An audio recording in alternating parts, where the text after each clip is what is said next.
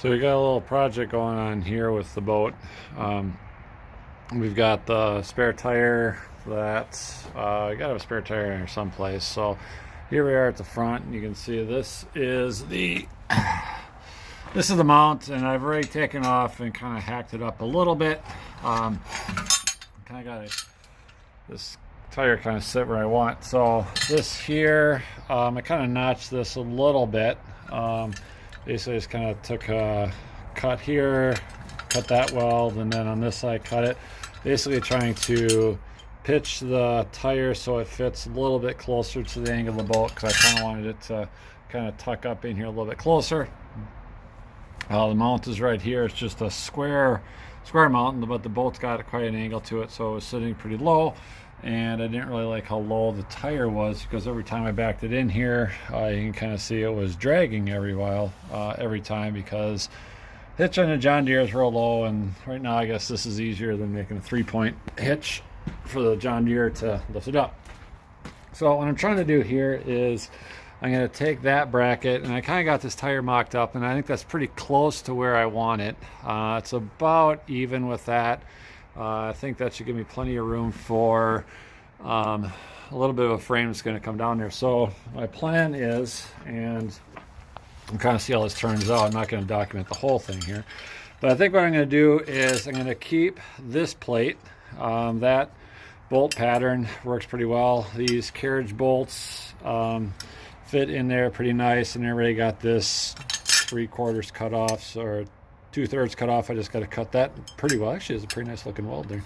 I cut that off and cut this bracket out, and I think I'm going to use this because that bolt pattern works. I got the hardware here, and what I'm going to have to do is I got some 2x2 square tubing and weld that up there, and then I'm afraid what's going to have to happen is, you can see it from this side.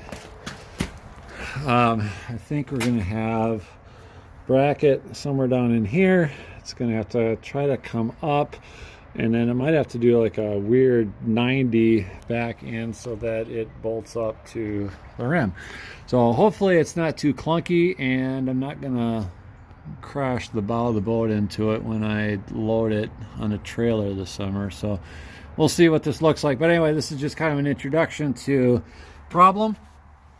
I don't know if it's really a problem, but I was kind of looking forward to a little welding project this weekend. So you can kind of see my blocking. Yeah, it's kind of a it works. But anyway, that pretty much got it to about the height where I was looking at. The other angle I was looking at was if I take a look from here.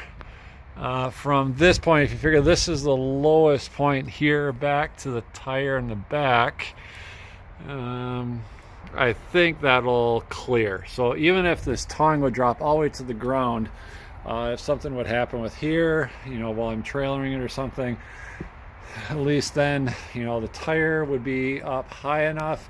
Should be enough clearance in there if I ever want to put some sort of a cover, like a boat cover or whatever on there. So hopefully that'll work. Don't really like the angle of it necessarily, because if this is, it's kind of coming off the back tires of the truck, but whatever. They make spare rims and tires every day in factories, so just good for the economy. So anyway, that's my prediction, and I'll try to post another video highlighting how it turns out if we ever run into any issues along the way.